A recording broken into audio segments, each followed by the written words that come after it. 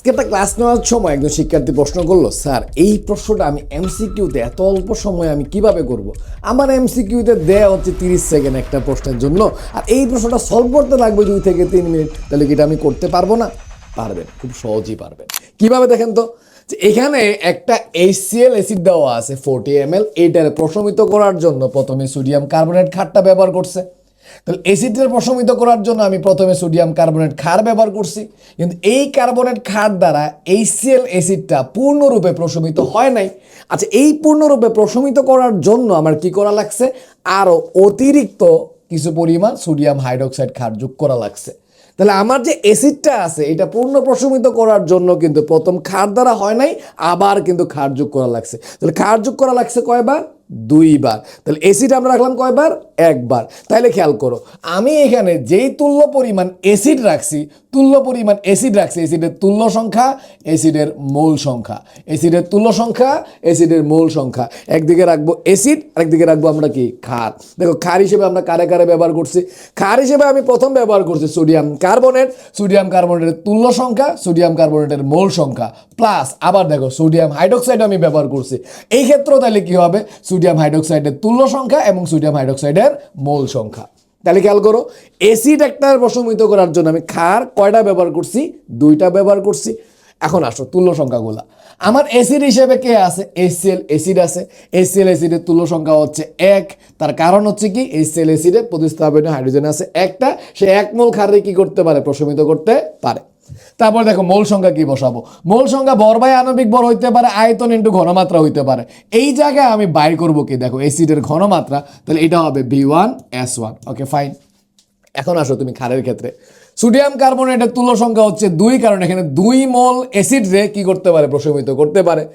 এই ক্ষারটার মধ্যে দেখো আয়তন ঘনমাত্রা দেওয়া আছে, তার এর মোল সংখ্যা দিয়ে সূত্রটা হবে আয়তন ইন্টু ঘনমাত্রা। তারপর দেখো সোডিয়াম হাইড্রোক্সাইডের তুল্য সংখ্যা 1, এবং তার ক্ষেত্রে কিন্তু একইভাবে আয়তন এবং ঘনমাত্রা আছে। বস এই জায়গায় আমি আয়তন এবং ঘনমাত্রা দিয়ে মূল সংখ্যাটা লিখবো।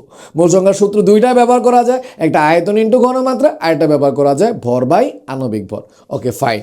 এই জায়গায় দেখো বামে এবং ডানে উভয় দিক থেকে আয়তন থাকার কারণে উভয় দিকে দেখো খালি ভি। তাহলে আমি যে এটারে লিটারে নিব, ml নেওয়ার প্রয়োজন পড়বে না।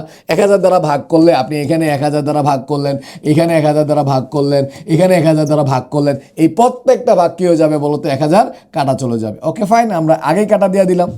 নাও বস একটু খেয়াল করেন, আমি তো S1 বাই করবো, তাই না? S1 বাই করেন। S1 বাই করতে তাইলে কি হবে? 2 ইন্টু V1 এর ভ্যালু হচ্ছে এখানে ধরো এটা sodium carbonate 30 into 0.5 plus 1 into 25 into 0.1। ঠিক আছে, এই সোডিয়াম কার্বনেট এবং সোডিয়াম হাইড্রোক্সাইডের ভ্যালুগুলো বসাই দিলাম। না হচ্ছে অ্যাসিডের আয়তন দ্বারা ভাগ করব, অ্যাসিডের আয়তন এখানে 40 ml। অনায়াসে এই ম্যাথটা দেখো কয়েক সেকেন্ডের মধ্যে করে ফেলতে পারো কিনা। আমি তো লিখে লিখে করাইছি, এই জন্য হয়তো কিছু সময় লাগছে, কিন্তু তুমি যদি কয়েকবার প্র্যাকটিস করো দেখবা এই নিয়মে যত ম্যাথ আছে সলভ করতে পারবা। তাহলে আমি একটা ক্যালকুলেশন করে তোমার দেখাই দিই যে আনসার কত হইতে পারে। ঠিক আছে, দেখো এখানে আনসার যেটা দাঁড়াইলো, আনসার 0.8125 মোলার। সো এই যে প্রশ্নটা সলভ করছি, এই প্রশ্নটা সলভ করছি কোন নিয়মে? ভাই আমি অ্যাসিডের প্রশমিত করার জন্য ক্ষার ব্যবহার করছি। অ্যাসিডের তুল্য সংখ্যা মোল সংখ্যা, ক্ষারের তুল্য সংখ্যা মোল সংখ্যা। এখন আমার যতটা ক্ষার ব্যবহার করছে ততটার ক্ষেত্রে আমি কিন্তু টোটাল মোল সংখ্যা হিসাব করব, কারণ আমার অ্যাসিডের যে এই পরিমাণ অ্যাসিড আসিল, এই পরিমাণ অ্যাসিডের প্রশমিত করতে কিন্তু আমার কি লাগছে? ক্ষার লাগছে। তাহলে অ্যাসিডের তুল্য পরিমাণ এবং ক্ষারের তুল্য পরিমাণ তাহলে কি আসবে বলতো? সমান আসবে। এই কনসেপ্টে করছি। আমি আরেকটু ইনলার্জ করি। ধরো আমার অ্যাসিডের তুল্য সংখ্যা, অ্যাসিডের মোল সংখ্যা, তারপরে দেখো ক্ষারের তুল্য সংখ্যা, ক্ষারের মোল সংখ্যা। এখন ধরো আমরা হচ্ছে HCl অ্যাসিড আর সোডিয়াম হাইড্রোক্সাইড দিলাম।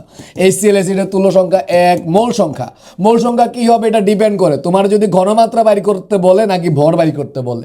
ভর যদি দেওয়া থাকে বা বাইর করতে বলে, এটা হবে ভর বাই আণবিক ভর।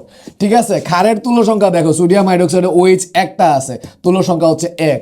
মোল সংখ্যা তুমি কি দিবা? ডিপেন্ড করে এখানে কি আছে, আয়তন আছে, ঘনমাত্রা আছে নাকি ভর আছে। আয়তন ঘনমাত্রা থাকলে BBSB, ঠিক আছে না? এখানে ভলিউমটা কিন্তু অবশ্যই লিটারে রাখতে হবে, এই জন্য 1000 দ্বারা ভাগ করা লাগবে। আগে করি না, কারণ আগে বামেও 1000 দ্বারা ভাগ করতাম, ডানেও করতাম, 1000 1000 কেচাং হয়ে যাবে। এখানে 1000 1000 কেচাং হবে না। আশা করি ব্যাপারটা বুঝছো। তাহলে আমি মৌল সংখ্যার সূত্র কোনটা লিখবো এটা ডিপেন্ড করে যে আমার আসলে কি দেওয়া কি বাইর করতে হবে এটার উপর। তাহলে আমার যদি ভর দেওয়া, ভর বাইর করতে বলে ভর বাই আণবিক ভর, ঘনমাত্রার জন্য থাকলে BS বাই 1000। আশা করি এই নিয়মে অ্যাসিড ক্ষার প্রশমনের যত ম্যাথ আছে নিজে নিজে চেষ্টা করে দেখো, সলভ করতে পারবা।